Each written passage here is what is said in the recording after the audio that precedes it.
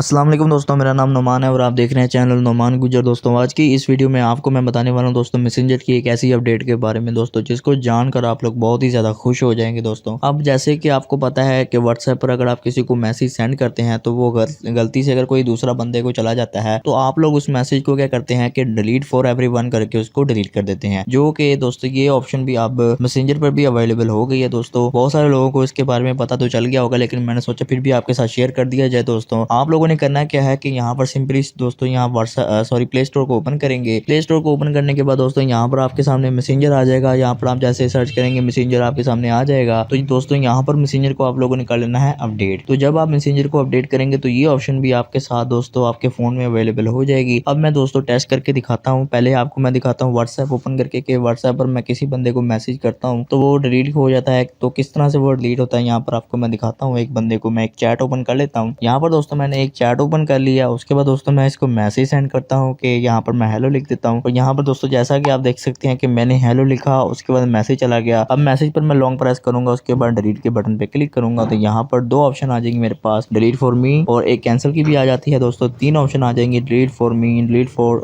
Everyone और एक cancel की आ जाती है। तो यहाँ पर मैं डिलीट फॉर एवरीवन पे क्लिक करूंगा तो ये मैसेज मेरी तरफ से भी और उसकी तरफ से भी डिलीट हो जाएगा। दोस्तों अब यही ऑप्शन दोस्तों आप देखेंगे कि मैसेंजर में भी अवेलेबल हो गई है। यहाँ पर दोस्तों मेरे सामने मैसेंजर पड़ा हुआ है तो मैं इसको ओपन करता हूँ और यहाँ पर दोस्तों मेरे साथ एक चैट ओपन हो गया। तो मैं यहाँ पर इस बंदे को मैसेज कर देता हूँ। यहाँ पर मैं लिख देता हूँ दोस्तों, यहाँ पर मैंने हेलो लिखा, उसके बाद मैंने इसको सेंड कर दिया।